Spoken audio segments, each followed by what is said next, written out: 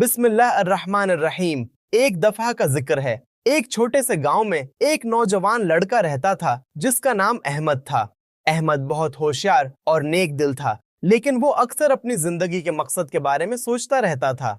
वो जानना चाहता था कि आखिर वो क्यों पैदा हुआ है और उसकी जिंदगी का हकीकी मकसद क्या है। एक दिन अहमद ने फैसला किया कि वो अपने गांव के बुजुर्ग और दानश्वर बाबा उमर के पास जाएगा और अपने सवालात के जवाबात मांगेगा।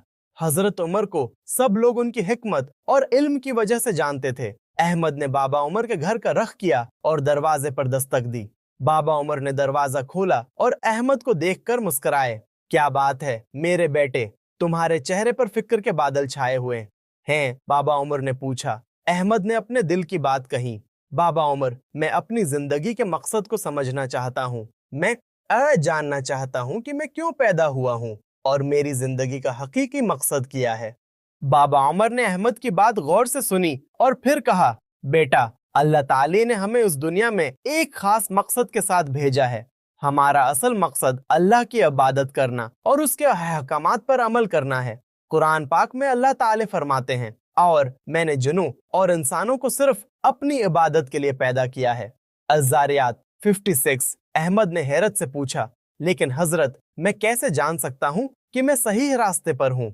बाबा उमर ने मुस्कुराकर जवाब दिया, बेटा, सही रास्ता वो है जो कुरान और सन्नत नबवी सल्लल्लाहु अलैहि वसल्लम की रोशनी में हो। हमें हमेशा सच्चाई, इंसाफ और दूसरों की मदद करने की कोशिश करनी चाहिए। अल्लाह ताला हमारे दिल में हदायत की रोशनी डालते हैं अगर हम खुलूस नियत से उसकी तलाश करें। अहमद ने अपने दिल में महसूस किया कि उसे अपने सवाल का जवाब मिल गया है। वो बाबा उमर का शुक्रिया अदा करने के बाद वापस अपने घर चला गया। इस दिन के बाद अहमद ने अपनी जिंदगी को अल्लाह के अहकामात के मुताबिक गुजारने का अहद किया। वो रोजाना नमाज पढ़ता, कुरान पाक की तिलावत करता और दूसरों की मदद करने की कोशिश करता।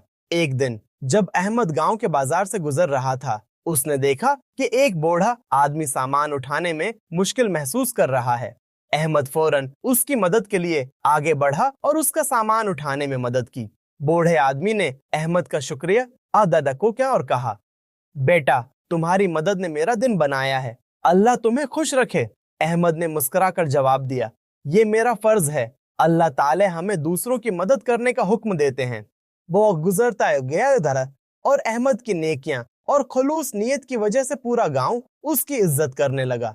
लोग उसे एक नेक और मददगार इंसान के तौर पर जानते थे।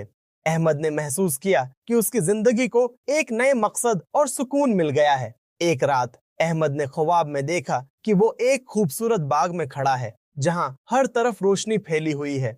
एक आवाज आई, ए अहमद, तुमने अपनी जिंदगी को मेरे अहकामात के मुताबिक गुजारा है और तुम्हारी नेकियों ने तुम्हें उस जगह तक पहुंचाया है। अहमद ने ख्वाब से बेदार होकर अपने दिल में महसूस किया कि उसे अपनी जिंदगी का हकीकी मकसद मिल गया है।